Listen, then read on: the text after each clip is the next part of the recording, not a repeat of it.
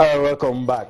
Well, last year, Serena Williams, when she defeated Gabriel Muguruza, told Gabriel Muguruza that, let me tell you, the future is bright. You're going to be winning Grand Slams. Not knowing that Gabriel Muguruza will come back one day, beat Serena Williams, a year later come back and do it against Venus. Let's talk about the amazing Spaniard. A lot of us 2 years ago probably didn't see her, and she's one of the few ladies that have 2 Grand Slams to her name. You know, the ladies circuit, the only thing predictable about the ladies is Serena, but anything happens. But did you see Gabriel going all the way this time out? Yeah, I thought so. I thought she played a fantastic tournament, and she's one of the rising stars of the tennis world, and clearly she's still going to do she's still going to win more majors. She's a talented player, and she's taking out the 2 Williams sisters now, which I imagine will be incredible for her confidence going into major tournaments. She's been there.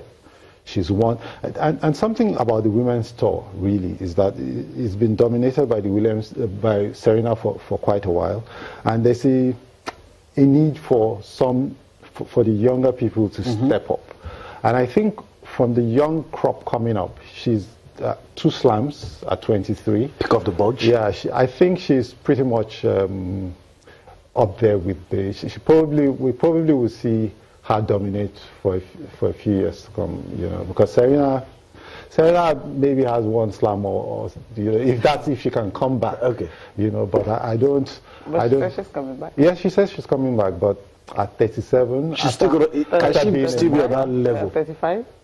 She's 35. She's going to be 36, and should have had a baby.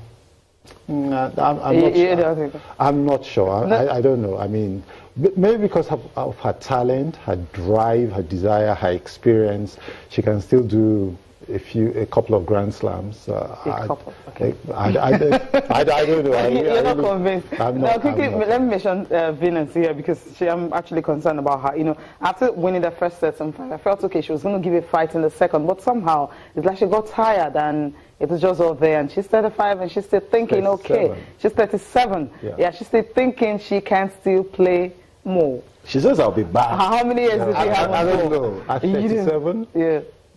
In women's tennis, maybe age is not much of a factor as the guys. Yeah, as the guys, I think so. But at 37, when you're playing there's some very hard-hitting young stars coming up. Like Ostapenko is not a bad player at all, you know. So is she going to be able to? Halep is doing well, but she seems to lack the X factor. She can go all the way, but in the crucial moments she crumbles, you know. But how is this going to play out? I don't see Venus winning another slam. I don't think so.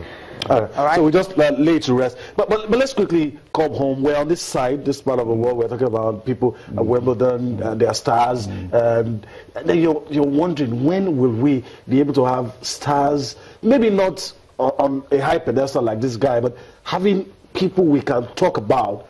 Maybe in the same breath. We're talking about Novak. We're talking about Roger, Serena. I mean, do you think we can get to that level? Well, we can at least try. You know, as you're aware, you are at the launch of the Nigerian tennis majors that we did last month. What we want to try and do with those majors is try and create a support structure for Nigerian tennis players that can give them a chance to, you know, pursue their tennis dreams. Look, we're black people, right? We're sports people. And we're a particularly dynamic kind of black people. Do you understand? You know, in Africa, we have good sports pedigree, football, athletics, and all of that. What we lack is our platforms through which our best talents can spring up, can develop, can be engaged, and then can be developed to go and play on the global stage. You know, I think that what we want to do with the Nigerian tennis majors is that we want to create a platform for 4 major tennis tournaments in the country every year. We have presently decided on Lagos and Abuja. We'll start with the Abuja Open next year, and then the Lagos Open also next year. And then we'd add 2 more cities in 2019. And the 2 cities that we're going to add are cities that are going to come in based on, you know, what tourism value they can add to the calendar. But the point is, what we want to do is create these tournaments, and through these tournaments, create the kind of stars that can drive the game in Nigeria and sub-Saharan Africa. You agree with people that say sports need stars? Of course. See, look, sports is show business. If you don't have stars, you don't have a sports business. Okay. And I think one of the problems we had with local sports is that we have no stars. And to have stars is not, you've got to pay your stars well. That's critical. You know, to win our majors, for instance, we want to, the plan is to pay at least 8 figures to these people, so that, you know, when you win the tournament, you don't go out and you're bothered about where the next rent is going to come from, you know, what you're going to eat next. You know, you hear stories about our local sports people, how they basically just struggle through life. That's not the way it should be. Sports is bigger than that. All right. So first, create a platform. Let them play high-stakes tennis tournaments every year on a regular basis, so that they can begin to extend the frontiers of their abilities. And then you pay them well. When you pay them well, it's not just so that you feel like throwing away money.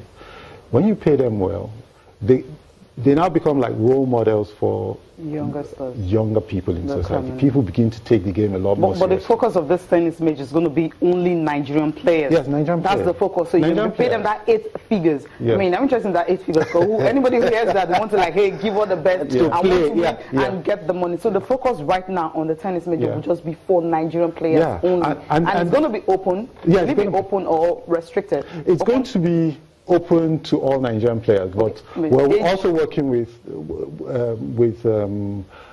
right now we're talking with the Nigerian Tennis Federation, all right, so that we can work out a way to... Do you have age limit? No age limit at all? Anybody can come? We're going to have a professional. We're going to have the professional class, and then we're going to have the juniors, where the younger talent, because it's not just about, right now we don't have realistically players who can go and play against the likes of Djokovic and Nadal, right? That's too high. Absolutely.